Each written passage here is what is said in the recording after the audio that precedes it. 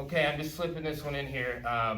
It's one that I think about a lot because it's great for just, adding in to knee shield for like a self-defense perspective. Or, if they will allow for the fight rules, it's like a kick with your heel, right?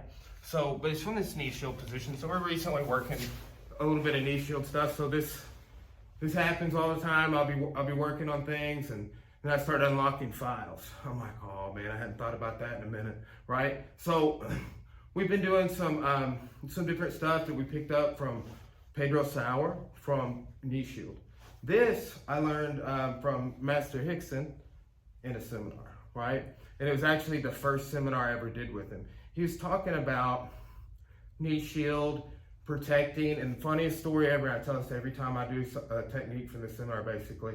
So he showed getting out, getting an angle, and working to the back in a couple of different ways.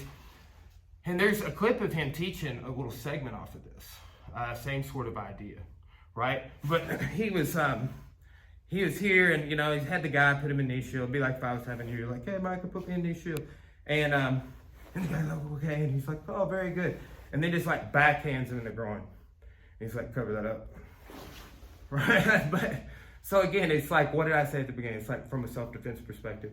Or I one time did a seminar with John Hackelman. It was actually, he was talking about like just MMA and his perspective. It was like kind of like a life story type deal. And he's like, you know what self-defense is? The fouls in the sport.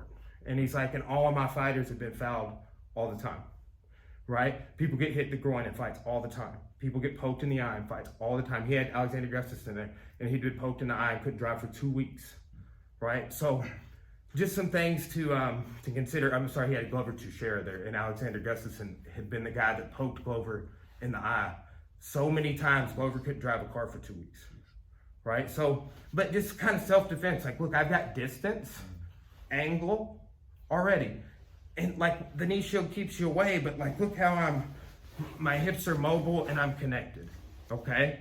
And the idea here is bop, right? So if I did that to you one good time like this, right? Bop, bop, what would you do? Bop, bop, yes.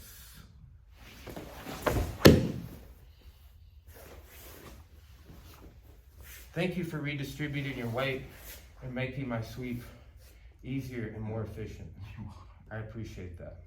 But that's like a real, the application of that is you gotta use the heel kick and get them to lean over. But that can teach us a bigger lesson.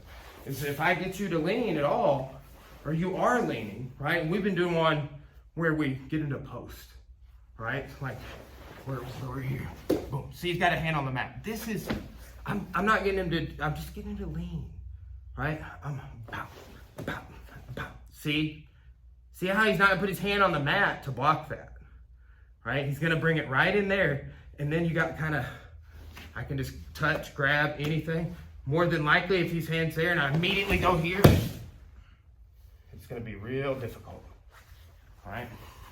So, that's our self-defense scissor sweep. Pretty basic. But it'll be those kinds of techniques, guys, that are forgotten because the evolution of the sport and stuff, right? You just don't, that's not anything you would ever do in sport jiu-jitsu. A lot of MMA leagues, you can't heel kick, but it's great to kind of understand that principle. All right, okay, I guess you lean over, I can do the scissor sweep. Well, then get him to lean over and do the scissor sweep. All right.